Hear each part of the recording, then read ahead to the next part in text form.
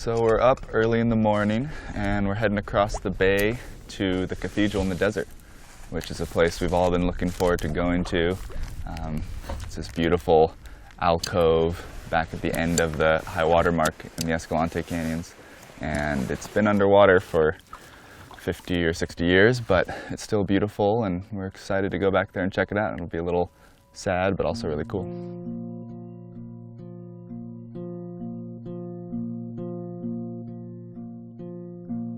Hike the highway 89.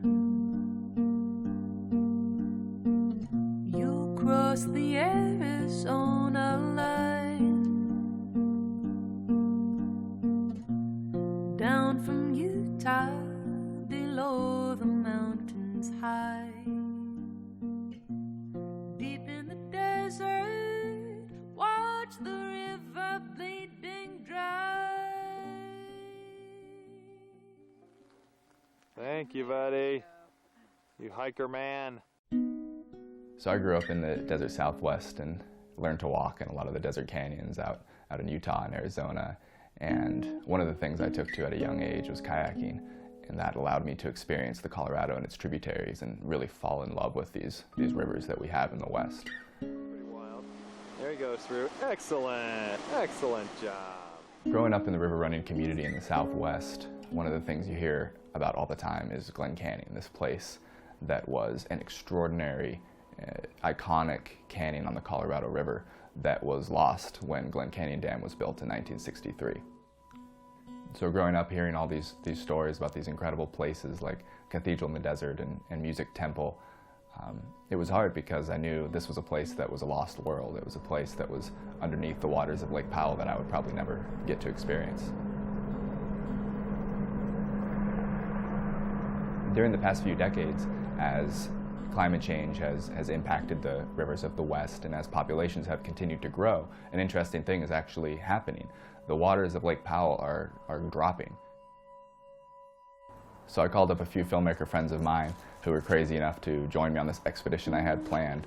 And what we wanted to do was start in Moab, Utah on the Colorado River and travel through Kayak Canyon down to the place where the river meets the lake, and then paddle across the reservoir and explore side canyons along the way to see what might be coming back. I wanted to put together a trip that would allow me to maybe experience a bit of this lost world.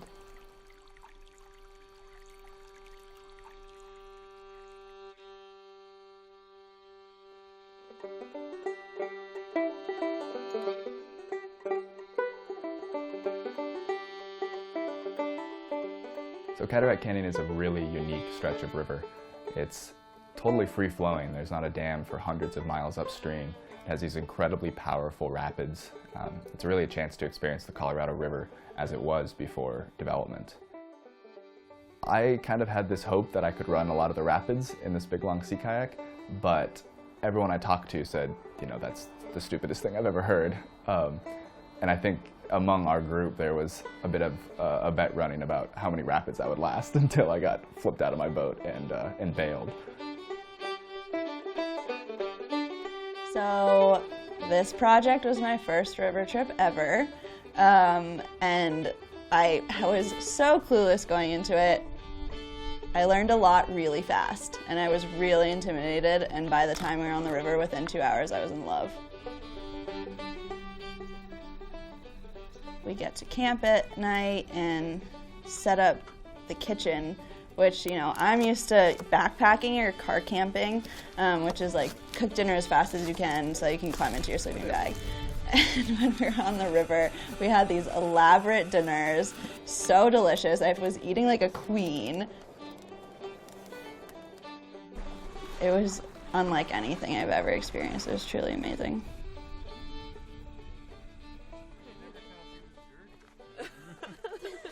So yesterday, we hiked up to the doll's house up behind us here.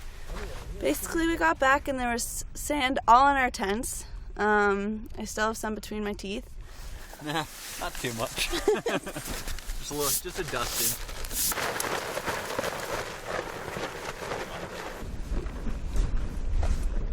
It was our first hardship, I'd say. It was pretty fun, though. It was just part of the adventure. It was pretty good. There's the hype the night before the big drops where, you know, you're sitting at camp. Having never been on a river trip, I had no idea what that meant. I was just like, okay, these like big rapids, we're gonna see what happens. And they were pretty intense. So pretty nervous about the rapids downstream, but desert rivers and desert rapids are kind of my favorite whitewater there is, because you get this big, slow paddle up in the pool above the rapid, and you got plenty of time to get nice and nervous, and you're listening to the thundering of the rapid just downstream, and then you kind of break the horizon line and drop into this big glassy tongue, and then it's just chaos.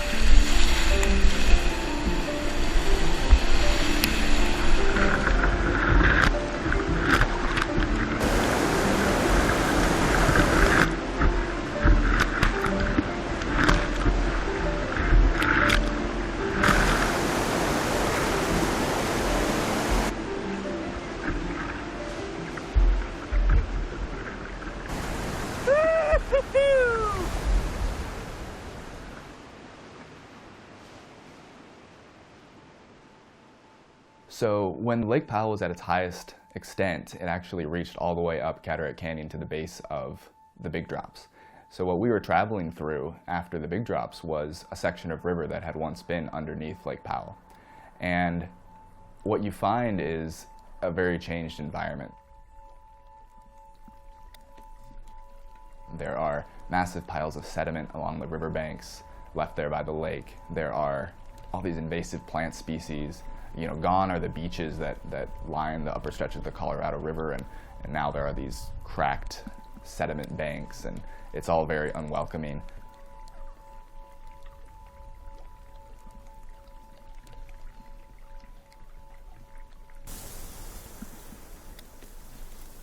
Every adventure comes with some trials and tribulations. And unfortunately, this adventure, I got the brunt of those tribulations. I stepped into the sand where the fire pan had been sitting, and I had gotten second-degree burns on the top and bottom of my foot. I found a broken oar at camp the next night and used it as a cane hobbling along. And then when we got off the river, it was decided that I was going to go home, which was really hard. I was pretty devastated, you know. We'd been prepping for this trip for almost a year, and I was having the time of my life. And so I ended up going home for 2.5 weeks, and I rejoined them about 17 days later. I was counting. Bye. See you later. You're gonna need your ID and your board.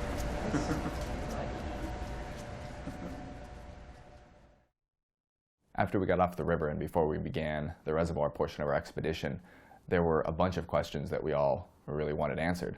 One of the things you hear a lot about when it comes to the Colorado River is just how overused and overallocated it is. I mean, it's no exaggeration to say that, you know, the Colorado is probably the most heavily dammed and comprehensively controlled river system, not only in the United States, but in the world.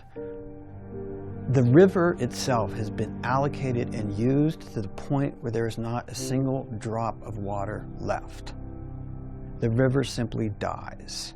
It never even reaches the Sea of Cortez. That's how heavily we have used this thing. We've literally killed it.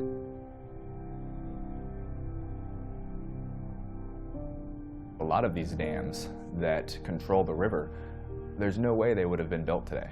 They were all built in the 50s and 60s, and one of the questions I had was, you know, if they wouldn't be built today, why were they built 50 years ago? So the river is overallocated for a lot of reasons, a lot of historical reasons that really have to do with the way the western United States developed. There was a huge expansion of the West in the late 1800s and the early 1900s. Populations started to move from the eastern United States into the western US, And they brought with them their demand for water, and their demand for water took the form of agricultural demands for water, but also the communities that we developed were designed like Eastern communities with big lawns and big urban household demands for water. And all of those things put pressure on all of the water resources in the West. At that time, California was building these large infrastructure projects with canals and irrigating large swaths of land. And the way that water rights work is whoever is the first to put water to a beneficial use will establish an indefinite right. And so the upper basin states of Utah and Colorado were looking at the growth and development that was happening in California, and they said to themselves, if we don't have a way to capture this water upstream, California is going to develop it all, and we'll never have a legal right to use it in the future. We'll never have a chance to grow if we don't have a dam upstream.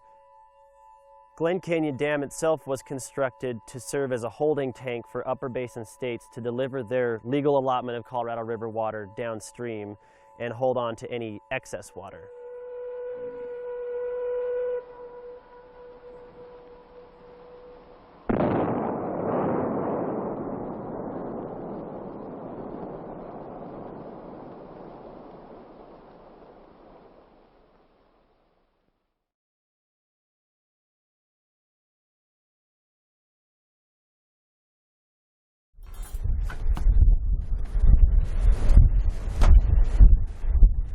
We are at Height Marina right now.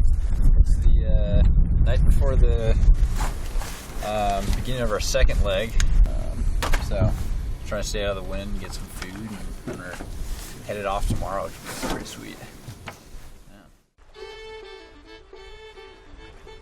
I wasn't really sure what to expect exactly.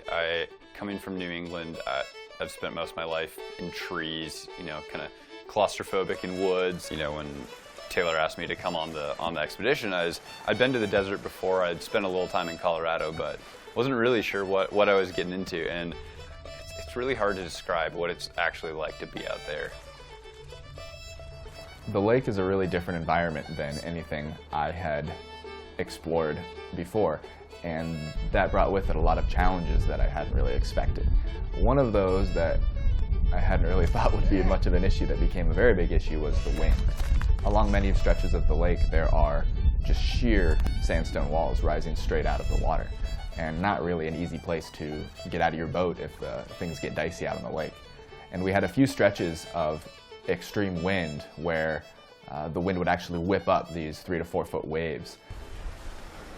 Well, we just got caught up in this really big windstorm, and I started taking on a bunch of water and had to get out of the lake fast. So I came up to the shoreline, and it's just covered in this slippery, slippery moss right at the water line. I slid in, cut my hand all up, trying to grip and stay on the shoreline, and luckily finally found a little bit of purchase and managed to get the boat out.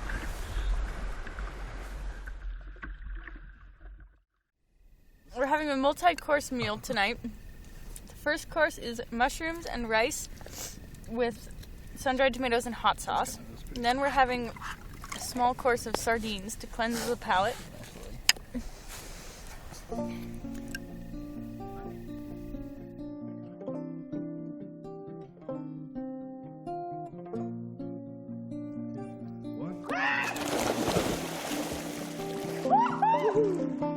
The slot canyons, man, I had never been in something like that in my entire life. You're walking through these canyons, which are fairly tall and skinny in the first place, but then you suddenly get to this part where it's like trying to fit yourself and a camera bag through it. It's a challenge, and you'd have to span the wall to try and get through, or, you know, like push your bag through first, kind of monkey your way up the wall. And then suddenly you just get to this place where it's just like 100-year-old cottonwood at the base of this like blue pool. You can't believe it. It's like out of a movie. Like it's not even real, pretty much. You look up on the side of the canyon wall and you can just see the high water mark.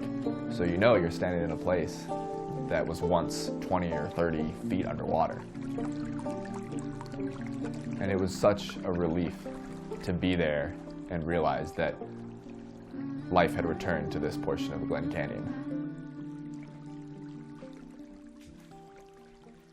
When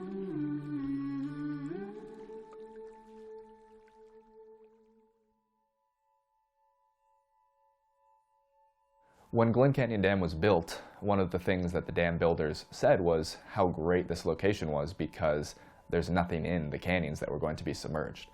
One of the things that was most shocking to me that we discovered on this expedition was the fact that that simply was not true. There were people living in Glen Canyon before the dam was built. Paiutes are well known for our structured family lifestyles, small families taking care of what you guys refer to as seep springs. So there were many along the Colorado River, a lot of seep springs and areas to farm. And back in the days before the lake actually came up, you know, the elderlies used to say that there was a lot of basket materials that they used to harvest and gather, like in the fall, along the San Juan River, and then a lot of them, you know, had their orchards. They had cornfields along the river, and then to top it all off, they had homes along the river. You know, a lot of families that grew up in that area, it was very devastating to have to leave and know you can't come back to an area that you were born. You know, when we're born, when our umbilical cord falls off, we bury that back in the place where we come. And to have this place filled up with water, backed up with water, was sad because you could not go back there. You couldn't show your kids your history. Like the San Juan say, that they lost a lot of farms, but they also lost a lot of their history with the people they cared about the most.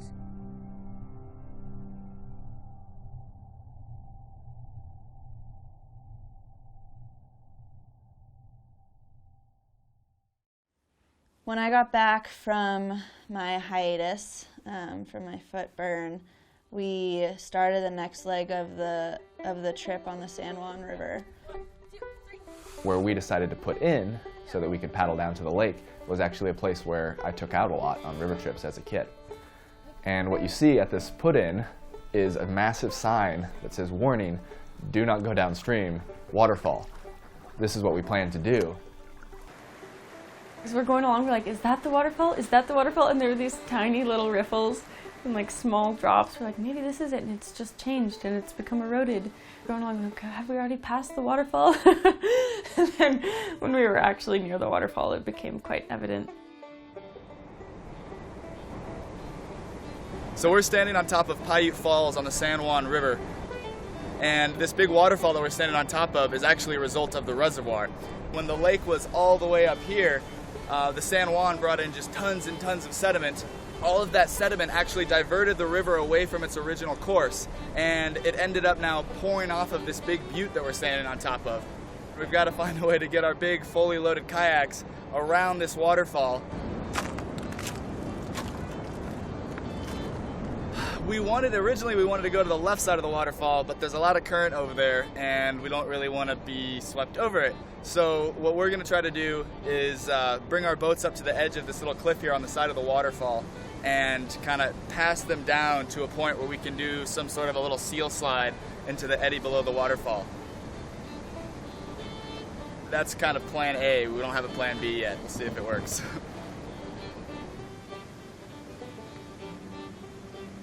When I tell people that we did that, they're like, no, you can't. There's a waterfall. I'm like, well, there's a way. So the section of the San Juan River directly below the waterfall had this really wild feeling to it and a really special feeling to it. But really, before we had the chance to enjoy it too much or take out our cameras, we were back into the realm of the reservoir.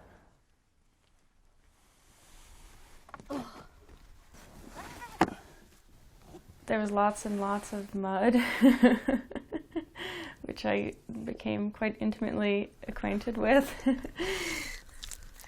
Okay, this might work. Oh, my shoe. Get me out of here. Oh. Guys! Okay, I'm gonna go rinse off. Probably get even muddier.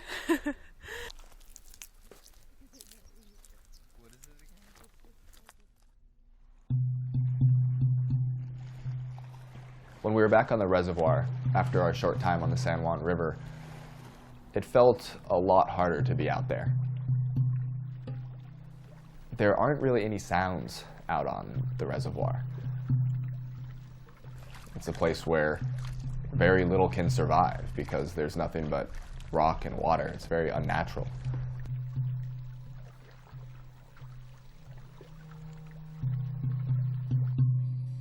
And of course, this is a stretch of the lake where we're coming up on some of the most iconic places in Glen Canyon.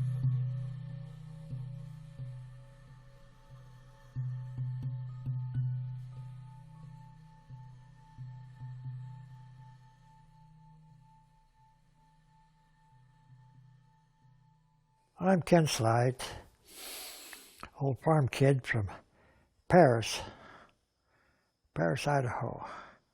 Not the Paris, but Paris, Idaho. Went to college at the University of Utah, and that's my start. Then I decided to go into river running. I really loved river running.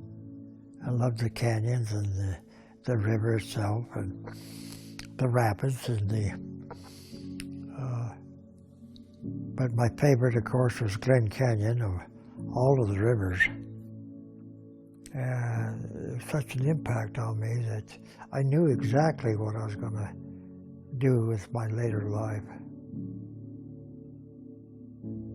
So I quit a good job and called myself a river guide.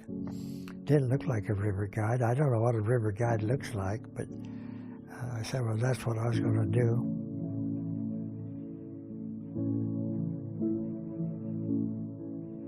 I thought that was going to be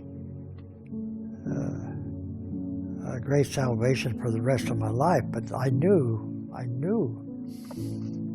even at that time, that the powers that be had it destined to be a reservoir.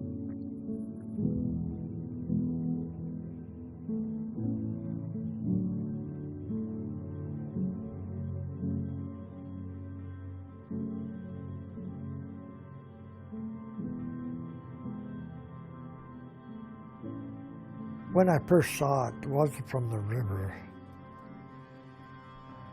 It was coming down by horseback.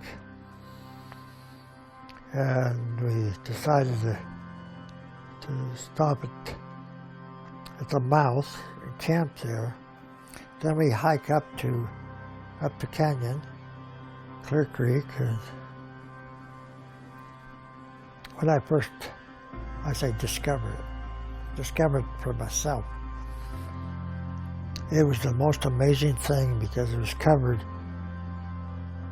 a bunch of willows around it. I think they were willows. And then push those apart and you walk in, there's just a big basin there. And of course, here's the great big cavern. There on the sand bottom was moss, grass-covered type of thing. It was green. A lot of that was green when I first saw it. Then there was that stream of water coming down, a little waterfall from up above. And I didn't see at that time any mark of civilization. Most beautiful thing, I think, that I ever saw.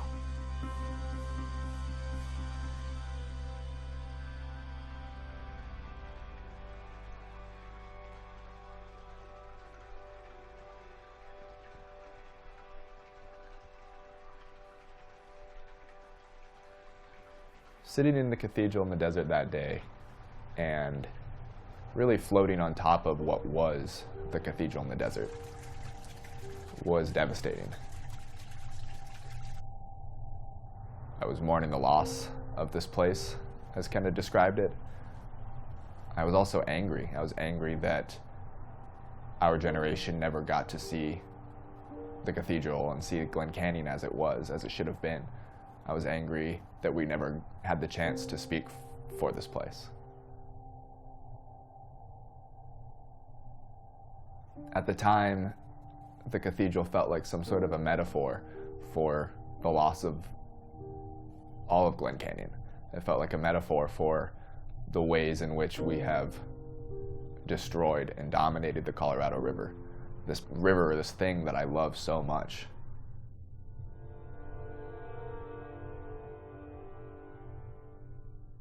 You spend a year planning and talking about Glen Canyon Dam, and then you spend a month and a half paddling to get to Glen Canyon Dam, and then it's the day that you're actually getting to Glen Canyon Dam, this thing you've talked about for so long, and you come around this last bend and it's just there.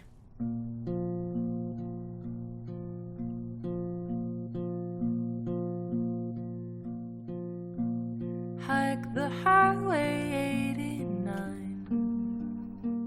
What facing the dam reminded me of is the impermanence of our attempts to dam and divert and dominate the Colorado River. When I consider these canyons that we paddled through, that were all carved over millions and millions of years by the power of the Colorado River, inch by inch into the Colorado Plateau, I feel a sense of hope for the future of this river. If we as a society can rethink the way we manage water, if we can rethink and respect the rivers that give us so much, there is a future in which the Colorado River can thrive.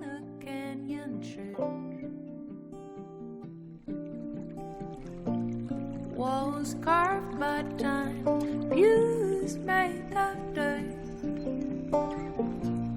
I don't pray much, but I would go to sit neath the majesty of a river pulpit. I would like to know the river, know its waters through the winter, feel the rapids in my bones. I would like to know what a river knows.